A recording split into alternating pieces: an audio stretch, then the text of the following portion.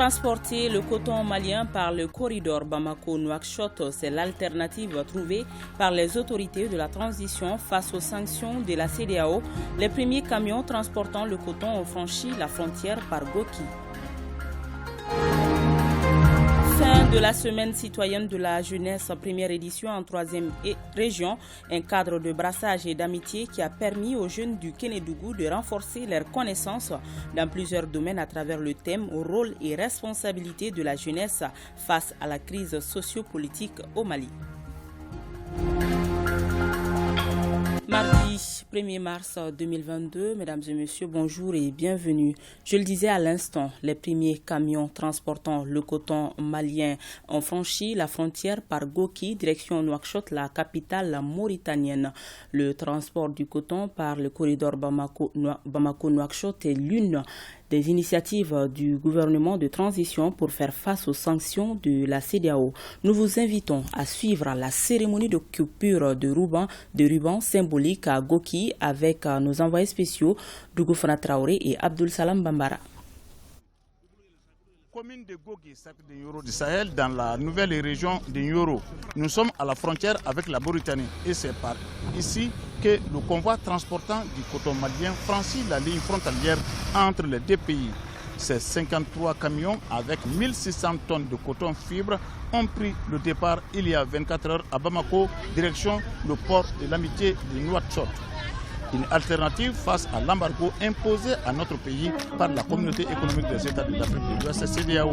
À Gogi, le colonel Assimi Goïta a été vivement salué pour son implication personnelle pour la réussite de la dernière campagne cotonnière avec à la clé une production record de 750 000 tonnes. Grâce au soutien de l'État malien, à travers l'organisation des assises nationales sur le coton, la fixation d'un prix d'achat de base très attractif, le maintien de la subvention des intrants agricoles et aux efforts conjugués des producteurs de coton et de l'encadrement de la sémentité, le Mali battra un nouveau record en termes de production cotonnière. En effet, en dépit des aléas climatiques très durs, les prévisions de production de la campagne 2021-2022 s'établissent à environ 760 000 tonnes de coton graine contre seulement 156 400 tonnes la campagne précédente. L'ouverture du corridor Bamako-Nouakchott a tenu considérablement les effets de l'embargo sur le monde des affaires du Mali. Le coton est l'un des principaux produits d'exportation de notre pays. Et vous savez, depuis que cette malheureuse situation d'embargo a commencé depuis janvier, le coton malien est bloqué. Même les cargaisons qui avaient été chargées sont bloquées au niveau de certains corridors, notamment le corridor sénégalais. Donc il n'y avait pas d'autre solution. Heureusement que d'autres corridors sont là pour notre pays, pour que nous puissions vraiment organiser l'expédition de notre coton. Le génie malien s'est transformé les difficultés en opportunités. Aujourd'hui, grâce à la CMDT, qu'il faut saluer au passage, vous savez, nous les hommes d'affaires, nous les opérateurs économiques, nous sommes flexibles, en même temps rigides. Flexibles parce que nous trouverons toujours des voies et moyens pour détourner l'embargo qui est imposé à notre peuple. Rigides, lorsque nous commençons à fréquenter une destination, ça sera très difficile de nous faire revenir sur les destinations ou les ports qu'on utilisait avant l'embargo. Le ministre du Développement rural ainsi que celui en charge des transports se sont réjouis du bon démarrage des opérations d'évacuation des balles de coton par le corridor Bamako-Nouakchott. Nous disons que depuis longtemps, des démarches ont été entreprises auprès des autorités mauritaniennes dans le cadre de faciliter le transit du fret malien. Et aujourd'hui, Dieu merci, nous avons eu l'accompagnement des autorités mauritaniennes, c'est-à-dire la réduction des tracasseries sur le corridor Bamako-Nouakchott via le port de l'amitié de la Mauritanie, qui aujourd'hui nous enchante beaucoup. Notre pays, le Mali, est un pays continental, entouré par 7 pays, dont 4 sont de l'UOMOA et 3 ne sont pas de l'UOMOA. Lorsque toutes nos marchandises, les transits de nos marchandises se font par ces 7 ports. Lorsque au sein de l'UOMOA et de la CEDEAO, on a pris cet embargo injuste contre notre pays. Donc on a décidé de diversifier nos ports de transit. Au lieu que la part substantielle de nos marchandises passe par les pays qui ont pris un embargo contre nous, on a choisi les 3 autres ports qui ne font pas partie des pays ayant pris l'embargo pour faire transiter une part de notre exportation de coton. L'événement a été fêté par les habitants de Gogi qui ont exprimé leur fierté aux autorités pour cette opération. Visite de courtoisie aux notabilités a mis fin à cette cérémonie. Ici, à Bamako, la ministre en charge de la Santé a visité 2 structures relevant de son département. Les contraintes évoquées par les travailleurs au cours de cette visite ont pour nom manque d'équipement, inexistence de plan de carrière. Les détails avec Alpha Maïga. 90 minutes, le temps réglementaire des matchs de football. C'est le temps aussi mis par Madame le ministre de la Santé en visitant 2 structures de son département. Il s'agit en l'occurrence de la Direction nationale de la protection sociale et de l'économie solidaire, dont la mission principale est d'élaborer les éléments de la politique nationale sur la question. Et la Direction nationale du développement social qui a pour mission d'élaborer la politique nationale en matière d'amélioration des conditions de vie des populations, celle de la lutte contre la pauvreté et l'exclusion sociale, entre autres. Ce sont des personnes qui travaillent beaucoup pour le développement social du Mali. Les résultats qui ont été atteints durant ces dernières années aussi sont des résultats encourageants. En rencontrant le personnel des 2 directions, les contraintes évoquées par les travailleurs ont pour nom manque d'équipement, inexistence de plan de carrière. On a toujours besoin d'améliorer ce qui se fait. Le ministre de l'économie et des finances en personne s'est déplacé. Nous avons débattu de tous ces problèmes. Et le ministère de l'économie et des finances a promis son accompagnement. En attendant, Madame le ministre a fait une citation du président de la transition, son bréviaire, tout au long de la visite. Ce sont des personnes qui sont en train d'aider d'autres Maliens qui sont dans les besoins sans que ces Maliens ne voient les visages des personnes qui sont en train d'alléger leurs souffrances. Je leur dis merci. Je répète cette phrase du président de la transition. Le Malien est le centre de gravité de toutes nos actions. Il faut veiller à ce que le Malien soit à l'aise partout au Mali. D'ici là, il faut travailler et avec confiance professionnelle. Ne dit-on pas que c'est le travail qui anoblit l'homme? À Ségou, les travaux de l'atelier sur le régime financier des collectivités territoriales ont démarré à l'intention des percepteurs, receveurs et agents des mairies. L'objectif est d'harmoniser les pratiques budgétaires et comptables dans la zone UEMOA. Reportage Honoré Tchinou. Il s'agit, à travers cet atelier de 5 jours, d'harmoniser les pratiques et l'exécution des budgets des collectivités en vue de faciliter la comparabilité des données dans l'espace UEMOA. L'atelier regroupe des percepteurs et receveurs et agents des mairies de Ségou. Chaque région avait sa façon spécifique dans l'exécution des budgets des collectivités, d'où l'adoption de cette nouvelle directive-là, que nous avons transposée dans nos dispositions réglementaires et législatives. Les échanges au cours des innovations apportées dans l'élaboration et l'exécution budgétaire et comptable permettent au cours de ces travaux une maîtrise du nouvel outil pour une bonne application. C'est un outil qui va permettre une bonne lisibilité de la comptabilité des collectivités et aussi de familiariser les différents acteurs qui sont là pour qu'ils puissent s'imprégner de cet outil qui est en fait un outil harmonisé de l'espace UEMOA. Le retard accusé dans la transposition de cette directive dans la législation nationale est dû au fait que certaines dispositions de la directive nécessitaient la relecture et l'harmonisation de certains textes législatifs. Des communications sont faites également sur la loi portant code des collectivités, le décret 0587-2019 portant régime financier spécifique des collectivités. Un atelier organisé par la Direction nationale du Trésor et de la comptabilité publique sur le financement de PAMFIP, programme d'appui à l'élaboration des finances publiques. Nous restons à Ségou pour parler du lancement du concours jeunesse et citoyenneté, éducation à la paix, au civisme et le vivre ensemble. Cette initiative concerne les établissements scolaires des Caps de Ségou et de Markala. Reportage Kandesila. Le concours jeunesse et citoyenneté, éducation à la paix, au civisme et le vivre ensemble se veut un espace d'expression pour les écoles des académies. À Ségou, le top départ a été donné par l'école de Bagdadi deuxième cycle. Ainsi, durant 3 mois, les établissements des Caps de Ségou et de Markala vont compétir à travers des sketchs, poèmes, chœurs et autres lectures sur des thèmes tendant à promouvoir les principes et les valeurs de citoyenneté. L'initiative est du groupe Citoyenneté Droits Humains. Nous constatons au Mali, depuis plusieurs années déjà, l'effritement des valeurs citoyennes, civiques et sociales. Et d'ailleurs, ce qui a contribué à la chute de notre pays. Et c'est dans ce cadre-là que nous avons voulu réellement amener ces populations-là, à les inculquer ces valeurs-là, pour que réellement qu'ils puissent quand même contribuer à la reconstruction de ce pays-là. Les responsables scolaires ainsi que les représentants du maire ont encouragé et salué cette initiative. Une initiative dont l'épilogue final va se jouer au niveau national après les compétitions régionales.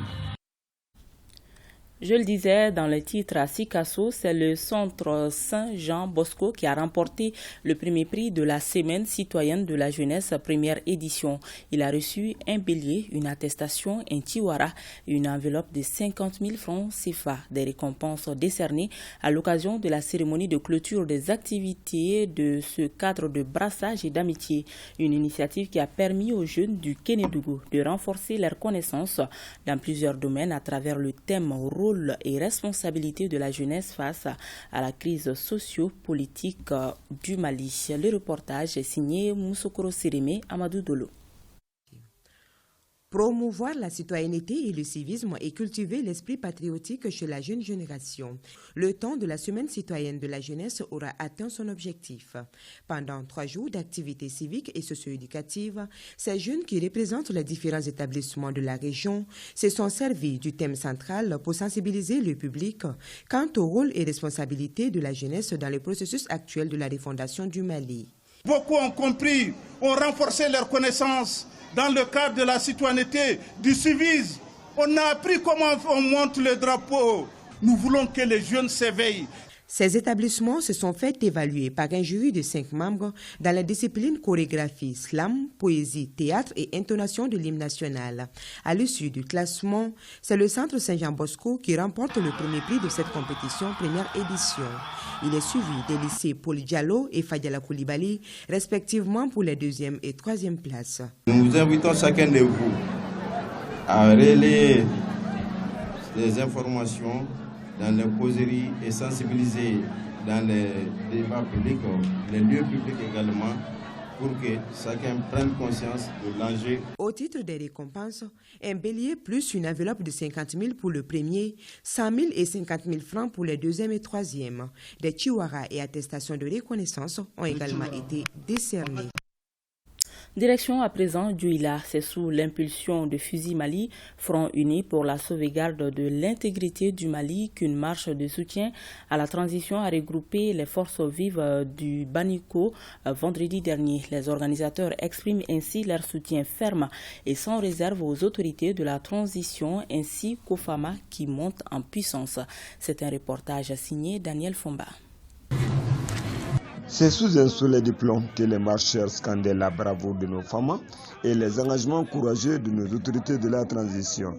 Ils l'ont fait savoir à travers cette marche pacifique au cours de laquelle la jeunesse a été invitée à être vigilante afin de ne tomber dans les pièges des ennemis de la paix au Mali. Vu la montée en puissance de l'armée malienne, vu l'affaiblissement des terroristes au Mali, vu la quiétude reçue dans des zones d'insécurité, nous, bureau local du Front Uni pour la sauvegarde de l'intégrité, communément appelé Fusil Mali, et les forces vives de Baniko s'engagent à soutenir les efforts courageux des autorités de la transition. Après avoir reçu la motion de soutien des mains du président de la commission d'organisation de la marche, Abdallah Fasco, gouverneur de la région de Douila, s'est félicité du soutien constant des populations du Baniko à la transition. Votre soutien à la direction que nos autorités sont en train de donner à la gestion du pays. En leur nom, je vous dis 1000 fois merci. Merci pour cette mobilisation. Merci pour votre engagement. Je vous sais soucieux de l'avenir de notre pays. Ce pays qui nous appartient tous. c'est avec nous tous que nous allons faire ce pays. Cette marche, organisée par Fiji Mali Douala, a pris fin par des bénédictions pour un Mali en paix, souverain et prospère. Retour à Bamako, le Rassemblement des jeunes pour le patriotisme RJP Mali a tenu sa deuxième assemblée générale ordinaire. Cette assemblée, couplée à l'anniversaire de la création du RJP Mali, a réuni les membres, amis et sympathisants de l'association et plusieurs autres personnalités. Au cours de la cérémonie, le bilan des activités 2021 et le plan d'action 2022 de l'organisation ont été présentés aux invités. Reportage à Idrissa Maïka.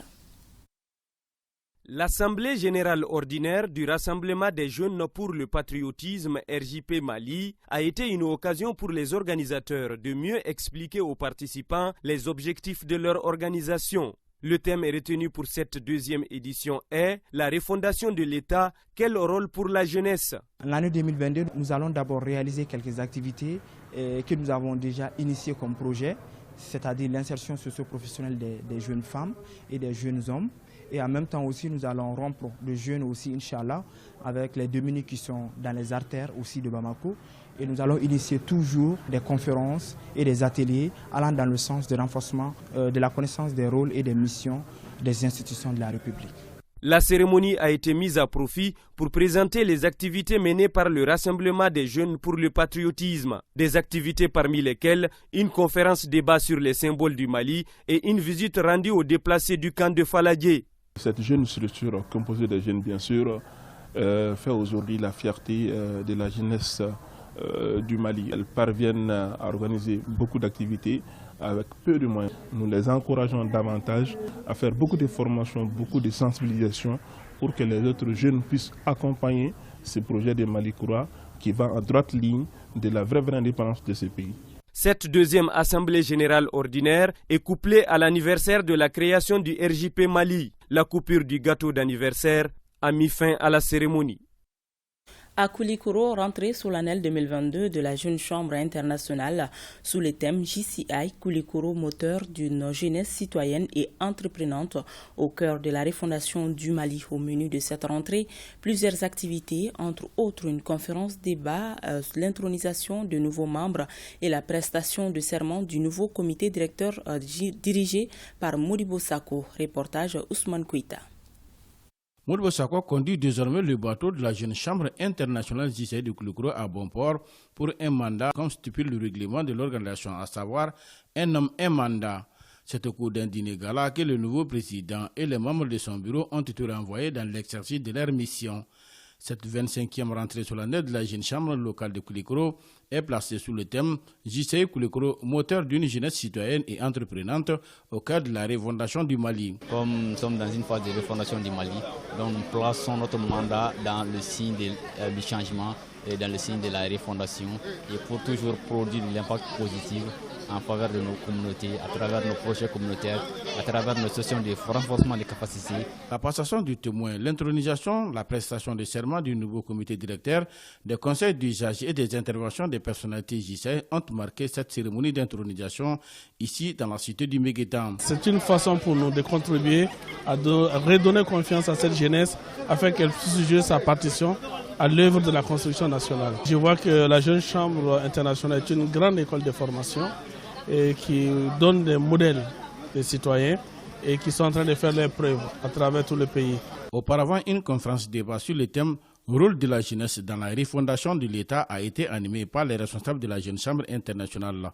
Son objectif était de mieux préparer le nouveau comité directeur à jouer pleinement son rôle dans la refondation du Mali. Le centre de formation Assida Aïcha de Mopti vient de mettre sur le marché de l'emploi 66 femmes diplômées en coupe et couture. Ces femmes ont reçu leur attestation de fin de formation à la faveur d'une cérémonie qui a regroupé les autorités administratives, politiques, religieuses et coutumières des Mopti. Reportage Boubacar Sankari. Elles sont au total 66 apprenantes des 21e, 22e et 23e promotions du centre de formation féminine Assida Aïcha de Mopti à recevoir leur attestation de fin d'études en coupe et couture. Ces différentes promotions, baptisées respectivement Feu Kadiatou Sissé, Feu Adraman Souyouti et Issa Kansai ont obtenu des résultats satisfaisants selon la directrice de l'établissement. Et pour les autorités, cette remise d'attestation contribue à la promotion de l'emploi des jeunes. Les autorités de ces pays-là sont en train de mettre beaucoup d'accent sur la formation professionnelle. Et aujourd'hui, comme vous le voyez, il n'est pas donné à tout le monde d'être directeur d'école, d'être médecin ou infirmier. Mais comme on le dit souvent, il n'y a pas de sous-métier. Et aujourd'hui, la formation professionnelle est en train de jouer ce rôle et combler aussi ces vides au niveau de la création d'emplois. Il existe aujourd'hui une réelle volonté des pouvoirs publics du Mali pour faire la formation professionnelle un des piliers majeurs du développement économique et social de notre pays. Dans cette perspective, la formation professionnelle devra soutenir les axes prioritaires de développement socio-économique fixés par l'État et être un instrument privilégié de la croissance économique et de la lutte contre le chômage. La cérémonie a pris fin par la remise de machines à coudre à la première de chaque promotion. Et ici à Bamako, la première promotion du centre de formation Faïda Couture Baminata vient de boucler sa formation en coupe, couture et stylisme. Les lauréats ont reçu leur attestation au cours d'une cérémonie organisée au centre culturel Karim Togola de Sabalibougou. C'était en présence de notre reporter Mariam Koulibaly. Ils sont 18 jeunes filles et garçons à recevoir leurs attestations de fin de cycle au centre de formation Faïda Couture Baminata. Après 3 années d'apprentissage, ils sont aujourd'hui aptes à exercer dans les différents métiers de coupe et couture. Nous avons toujours souhaité qu'au Mali, qu'on mette l'accent sur la professionnalisation et la formation professionnelle. Parce que tous les grands pays que nous avons vus dans le monde, ils se sont développés à travers la formation professionnelle. Donc à partir de l'école, nous avons toujours dit que l'école crée des chômeurs. C'est seulement à travers la formation professionnelle qu'aujourd'hui on peut élever les défis. Animé du désir de l'autonomisation, chacun des récipiendaires dispose d'un projet. J'invite les jeunes filles qui n'ont pas de métier à venir s'inscrire dans notre centre. Mon rêve le plus cher, c'est d'ouvrir mon propre atelier dans l'avenir pour que je ne sois pas une femme dépendante de quelqu'un. Si toutes les structures ont pris acte à former les enfants, c'est un atout. Si on voit l'état du pays même, on sait que tout le monde a besoin de la formation. C'est pour le développement même du pays. La cérémonie a été agrémentée par des prestations d'artistes, des sketchs, un défilé de mode et surtout des promesses de formation et d'offres de machines aux récipiendaires. Et c'est ce qui met fin à cette édition. Merci de l'avoir suivi. À 2 heures, s'il plaît, adieu.